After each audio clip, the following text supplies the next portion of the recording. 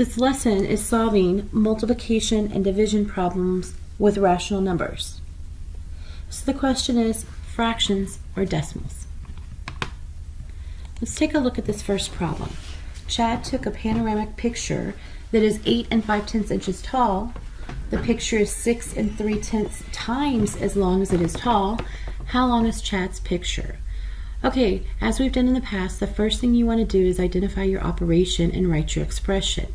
So looking at our clue word, I don't know what the whole amount is. That's what I'm looking for. I'm looking for how long his picture is. And my clue word here is times. So that means we're going to multiply. So the length is going to be 6 3/10 times the 8.5. So here's our expression. And what do you notice different about this expression? It's got two different rational number forms. One is a mixed number and one is a decimal. So how do we go about solving this? Well, it's pretty easy. You get to choose. You can either make them all fraction form or you can make them all decimals. If I were going to make it all as a decimal, 6 3/10, because we can do our FDP conversions, and 6 3/10 would be 6.3 times the 8 5/10, 8.5. Or you can leave them all as fractions. 6 3/10 times 8 5/10 is the same as 8 1/2. So let's go ahead and fill out our notes. Operations with mixed rational numbers.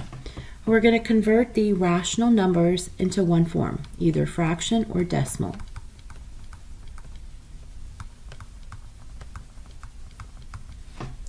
Then we're going to use the standard algorithm to perform the operation, meaning to add, subtract, multiply, divide. And then convert your answer to the type of rational number form needed for the answer choices if you had fractions if you had multiple choice questions and answers. So rational number forms.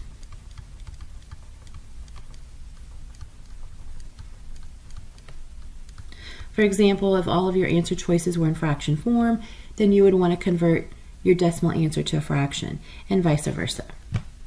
So let's practice. Lori uses ½ a pound of butter to make a batch of her grandmother's cookies. She needs to make 4.5 times the recipe for the school bake sale, and an additional 2 batches for her family. How much butter does Lori use to make all the cookie batches? Okay, well, first of all, how many batches is she wanting to make? 4.5 plus 2. That's 6.5. And our clue word here is times, so we know it's going to be multiplication. It's going to multiply. I want 6 5/10 times 1/2. All right, we have two different forms of rational numbers. If I'm going to write this in decimal form, then it would be the 6 5/10 times, use your FDP conversions, 1/2 is the same as 5/10. And then you would solve it. Remember, we take away the decimal points, we multiply as if they were whole numbers. 65 times 5 would be 325. Go back to your factors. There's the 1 decimal place, 2. So our decimal would go between the 3 and the 2. So 3 25/100 would be our answer. Now, if you prefer to do fractions, then 6 5/10 would be the mixed number, 6.5 times 1/2. And remember, to multiply with fractions, everything has to be in fraction form. This is a mixed number, so we have to do our texts backwards to change it to an improper fraction. 2 times 6 is 12, plus 1 is 13, halves times 1/2. Then you just multiply your numerators together. 13 times 1 is 13. Multiply your denominators. 2 times 2 is 4. It is simplified, but it's an improper fraction. So let's change it back to mixed number. How many groups of 4 can we make from 13? We can make 3 whole groups, which is 12, with a remainder of 1, and the denominator stays the same. And if you look, 3 1/4 and 3 25/100, these are equivalent. And that's all there is to it. Again, you get to choose which you prefer. Do you prefer doing decimal operations, or do you prefer doing multiplication operations? What I'd like for you to do is to go ahead and pause the video and work these two problems in your notes. Once you're done, come back and check your answers.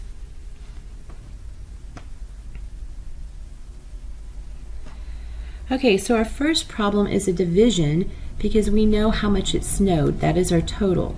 And when you write your expression, your total always goes first. So it's 3 3/10 divided by 3 3/4. If I'm going to do all decimal operations, 3 3/10 divided by 3 75/100. If I'm going to do fractions, it would be 3 3/10 divided by 3 3/4. Now honestly, I would probably do this in fraction form just because sometimes dividing is a little bit harder, the long division, it's easier to make a mistake, but we're going to do it both ways. So my 3 3/10, the first number goes inside the house, and our divisor, the 3 75/100, goes outside. Recall, you're not allowed to divide with decimals. You have to change them to whole numbers. And we can change it by moving the decimal point 2 places to the right. And what we do on the outside, we do on the inside. 1 place, 2 places, which means we now need to insert a 0. So we have 330 divided by 375. I can tell right away that 375 does not go into 330. So I'm going to need to add a 0.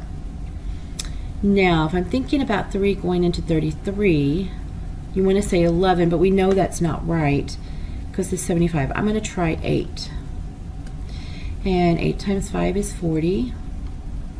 8 times 7 is 56, plus 4 is 60. 8 times 3 is 24, plus 6 is 30, and that works.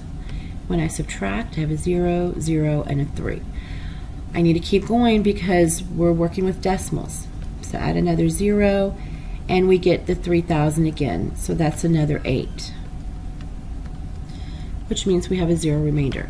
So if you're going to solve it using decimals, your answer would be 88 hundredths per hour, feet per hour. Okay, what about if you're going to use fractions? Well, everything has to be in fraction form, not mixed number form. So we're going to have to do our Texas backwards. 10 times 3 is 30, plus 3 is 33. The denominator stays the same. This is being divided by 12 plus 3 is 15/4. Okay, now that we have it in fraction form, we need to do our LCR. Write it. L stands for leave. We're going to leave the first fraction alone. So it's going to stay 33/10. We're going to C, change the division to multiplication, and we're going to R, reciprocal. We're going to flip this last fraction and write the reciprocal. It becomes 4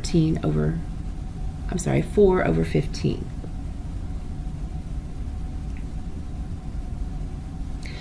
And then you just do your math. Can we cross simplify? Not with the, actually we can. With the 33 and 15, we can divide by 3. 33 divided by 3 is 11. 15 divided by 3 is 5. Can we cross simplify here? Sure. Divide by 2. 4 divided by 2 is 2. 10 divided by 2 is 5. And then just do your math. 11 times 2 is 22. Multiply your denominators. 5 times 5 is 25. So we get 22 25ths. Now, are these the same? 22 25ths and 88 hundredths? Well, if I took my 88 hundredths, I'm going to do it right here, and I simplified, I could divide by 4, and that would give me the 22 25ths. So the answers are the same, they're just in 2 different forms. Okay, it took Mort 1 hour to ride 5 3/4 miles on his bicycle. How far will he be able to ride in 3.5 hours? Okay, this one is a multiplication. We're looking for the total, how far. So our expression is going to be the 3 5/10 times 5 3/4.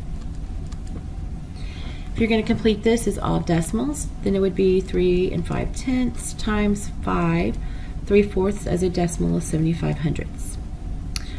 Or you could do them both in fraction form. 3 5/10 is the same as 3 1/2 times 5 3/4.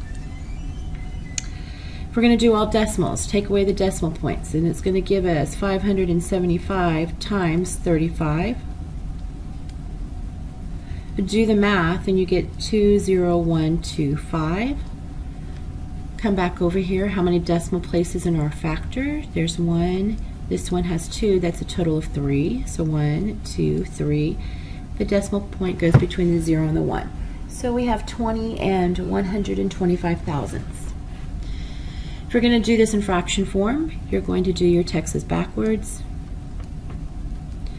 3 times 2 is 6 plus 1 is 7. So 7/2 times 4 times 5 is 20 plus 3 is 23/4. Can I cross simplify? No. So we're just going to multiply our numerators. 7 times 23 is 161. Multiply your denominators. 2 times 4 is 8. Then we need to go ahead and divide this to see how many groups of 8 are in 161, and you get 20 with a remainder of 1 out of 8. Using FDP conversions, we know that 1/8 is the same as 125 thousandths, so our two answers are the same. Again, it's all up to your preference. Do you prefer working with decimals? Do you prefer working with fractions?